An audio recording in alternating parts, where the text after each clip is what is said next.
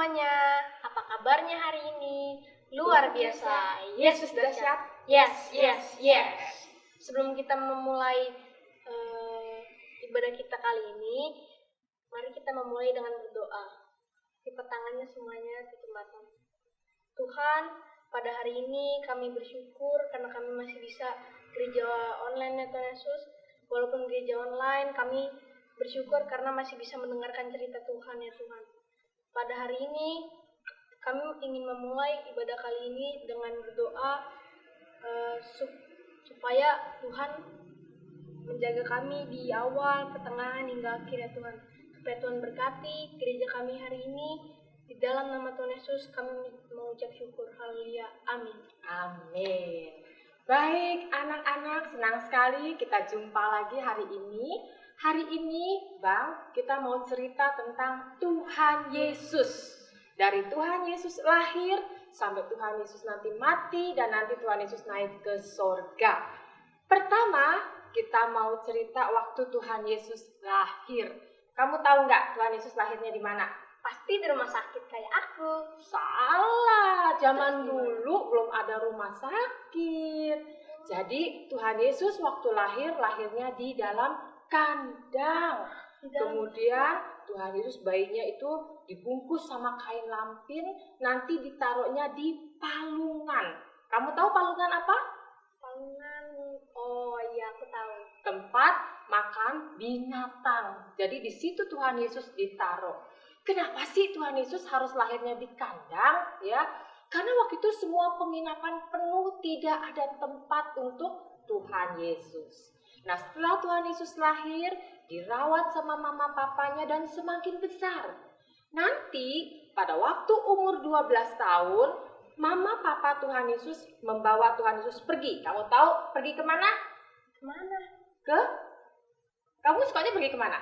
Ke mall. Nah, salah. Tuhan Yesus bukan dibawa ke mall. Nih, Tuhan Yesus dibawa oleh mama papanya pergi ke bait Allah, ke gereja, ya. Nah, setelah selesai beribadah, mama papanya Tuhan Yesus pulang. Tapi di tengah jalan, mama papanya lihat, loh, Tuhan Yesusnya nggak ada. Tuhan Yesusnya hilang. Mama papanya cariin, akhirnya mama papanya balik lagi ke gereja, ke bait Allah, dan Tuhan Yesus ada di sana, lagi ngobrol sama orang-orang yang lebih tua di sana. Karena Tuhan Yesus itu sangat tahu tentang firman Tuhan. Dan kemudian Tuhan Yesus bertambah besar sampai nanti akhirnya Tuhan Yesus dibaptis. Dibaptis oleh? Aku tahu kali ini. Ya, siapa? Yohanes Pembaptis kan? Betul, pinter. Tuhan Yesus dibaptis oleh Yohanes Pembaptis di Sungai Yordan. Nah, waktu Tuhan Yesus selesai dibaptis, ada suara dari surga. Allah Bapa bilang, inilah anak yang kukasihi, kepadanya lah aku berkenan. Nah, kemudian setelah dibaptis, Yesus dibawa ke padang, kemudian Yesus dicobai oleh iblis. Dicobainya berapa kali? 3 kali. 3 kali Yesus dicobai oleh iblis. Pertama, iblis suruh Tuhan Yesus, ubah batu-batu ini jadi roti. Tuhan Yesus mau nggak? Aku nggak tahu deh. Nggak mau, kita nggak boleh turut sama iblis. Nggak boleh, karena Tuhan Yesus nggak mau. Kedua, Tuhan Yesus disuruh, ayo menyembah iblis, nanti semua kekayaan di dunia akan dikasihkan. Tuhan Yesus mau nggak? Gak mau. Nggak mau, kita nggak boleh mendengar suara iblis. Kemudian yang ketiga, Tuhan Yesus dibawa ke atas bait Allah. Kemudian iblis bilang, ayo Tuhan, kamu loncat. Pasti kamu nggak apa-apa, kan kamu Tuhan. Nanti ada malaikat-malaikat akan yang jagain supaya kamu nggak kenapa-napa. Tuhan Yesus mau nggak? Enggak. Tidak, karena kita tidak boleh mendengar suara iblis. Kemudian iblis itu diusir oleh Tuhan Yesus. Setelah itu Tuhan Yesus mulai memanggil murid-muridnya. Ada berapa murid Tuhan Yesus? 12. Ada 12 murid Tuhan Yesus, ya. Dan nanti mereka yang akan membantu Tuhan Yesus untuk memberitakan Injil Kerajaan Sorga. Nah, setelah Tuhan Yesus memilih murid-muridnya, Yesus mulai melakukan banyak sekali mujizat. Mujizat yang pertama adalah Tuhan Yesus mengubah air menjadi anggur. Nah, ceritanya waktu ada orang pesta lagi kawinan, anggurnya habis, orang-orang mulai gelisah, takut, aduh anggurnya habis, minumannya habis, gimana nih? Dan Tuhan Yesus mengubah air menjadi anggur sehingga semua orang bisa minum di pesta perkawinan itu. Dan ada lagi mujizat Yesus yang paling anak-anak tahu, yaitu 5 roti dan 2 ikan. Yang makan berapa orang? 500 orang. Salah, 5.000 orang. Masih banyak lagi, belum ibu-ibu, anak-anak. Semua dapat makan, masih sisa. Sisanya 12 bakul. Hebat ya Tuhan Yesus ya.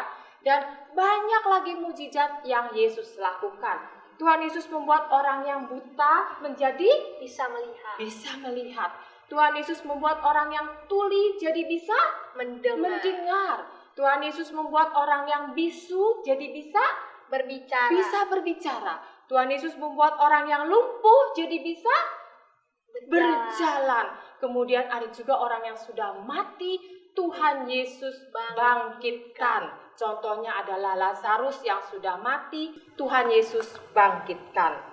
Nah, karena Tuhan Yesus banyak melakukan mujizat, banyak orang yang gak suka, iri sama Tuhan Yesus. Aduh, Tuhan Yesus banyak yang ngikutin ya, banyak yang percaya ya.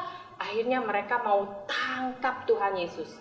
Nah, waktu Tuhan Yesus sedang berdoa di mana? Taman Getsemani. Waktu Tuhan Yesus sedang berdoa, kemudian serdadu-serdadu datang dan Tuhan Yesus ditangkap. Kemudian Yesus diadili dan Tuhan Yesus disiksa, disesah, dicambuk ya. Tuhan Yesus sebenarnya bisa lawan gak sih? Bisa, tapi Tuhan Yesus tidak melawan karena Tuhan Yesus taat kepada Bapa yang di surga. Sampai akhirnya Tuhan Yesus dibawa ke bukit Golgota.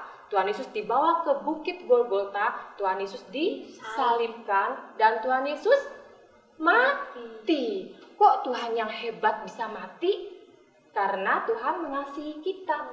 Kalau Tuhan tidak mati, kita yang harus mati, disalibkan karena dosa-dosa kita. Tapi Tuhan Yesus menggantikan kita. Tapi tenang, setelah Tuhan Yesus mati, pada hari ketiga Tuhan Yesus bangkit. Wah, hebat, luar biasa Tuhan kita. Kebangkitan Tuhan Yesus kita peringati sebagai hari Paskah. Ya, dan setelah Tuhan Yesus bangkit selama 40 hari, setiap hari Tuhan Yesus menampakkan dirinya kepada murid-muridnya, kepada orang-orang. Tuhan Yesus terus memberitakan Injil Kerajaan Sorga. Dan setelah 40 hari, ya, nanti hari Kamis kita akan memperingati kenaikan Tuhan Yesus ke sorga. Ya, Tuhan Yesus kembali kepada Bapa di sorga, dia naik ke sorga, dan waktu dia naik ke sorga, dia melepaskan berkat buat kita anak-anak Tuhan, dan Tuhan memberikan kita kuasa supaya kita semua bisa menjadi saksinya Tuhan Yesus. Tepuk tangan buat Tuhan Yesus yang dahsyat, hebat Tuhan kita, juru selamat kita, ya. Nah, anak-anak, inilah cerita Tuhan Yesus. Sebelum kita mengakhiri ibadah kita mau berdoa lagi ya. Kita tunduk kepala, kita mau berdoa.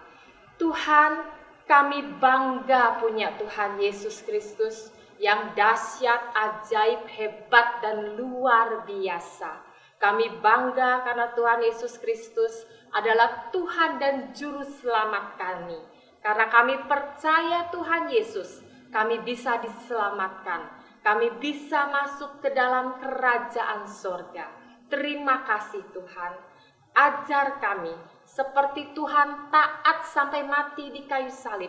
Ajar kami anak-anak Siloam Kids menjadi anak-anak yang taat kepada Tuhan, taat kepada orang tua, taat kepada guru-guru. Sehingga kami bisa menjadi saksi Tuhan dan kami mempermuliakan nama Tuhan. Dalam nama Tuhan Yesus, haleluya, amin. Shalom.